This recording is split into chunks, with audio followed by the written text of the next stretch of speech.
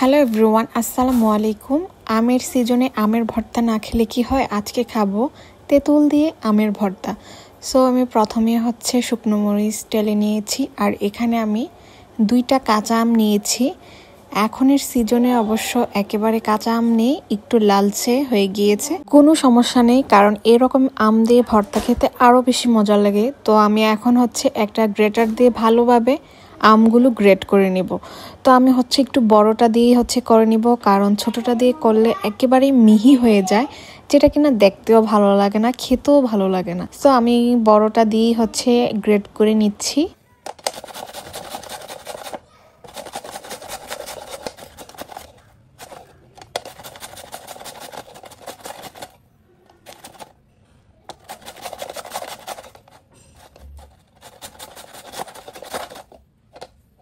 এই তো আমার আমগুলো গ্রেট করা শেষ। এখন শুকনো মরিচগুলো আগে থেকে আমি টেলে নিয়েছিলাম, সেগুলো এখানে দিয়ে দিচ্ছি। আপনারা আপনাদের স্বাদ অনুযায়ী ঝালটা দিবেন। আমি যেহেতু একটু ঝাল পছন্দ করি, সেই অনুযায়ী আমি ঝালের পরিমাণটা একটু বেশি দিয়েছি। এখন দিয়ে দিব স্বাদ মতো লবণ এবং দিয়ে দিব চিনি। যেহেতু এটা তেঁতুল দিয়ে আম মাখা, সো চিনিটা অবশ্যই দিতে হবে, তাহলে টক মিষ্টি ঝালের একটা কম্বিনেশন পাওয়া যাবে। আমি এখানে আবার হালকা পরিমাণে গুঁড়ো মরিচও দিয়ে দিয়েছি। আর এই যে তেঁতুল, এখন তেঁতুলটা দিয়ে ভালো করে সবগুলো উপকরণ মাখিয়ে নিব।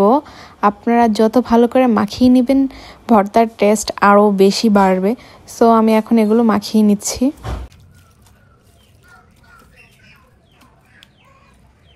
তো এই যে আমাদের ভর্তা কিন্তু রেডি, আর খেতেও মাশাআল্লাহ অনেক মজা ছিল। আপনারা অবশ্যই এটা ট্রাই করবেন। তেঁতুল দিয়ে আম ভর্তা অনেক বেশি মজা, দেখতেও কিন্তু মাশাআল্লাহ অনেক লোভনীয় লাগছে। আর আমি একাই সবটা খেয়ে নিয়েছি, এত বেশি মজার হয়েছিল। আর আপনারা অবশ্যই এটা ট্রাই করবেন একবার হলেও। আজকের ভিডিও এই পর্যন্তই। ভিডিওটি ভালো লাগলে অবশ্যই চ্যানেলটি সাবস্ক্রাইব করবেন। আল্লাহ হাফেজ।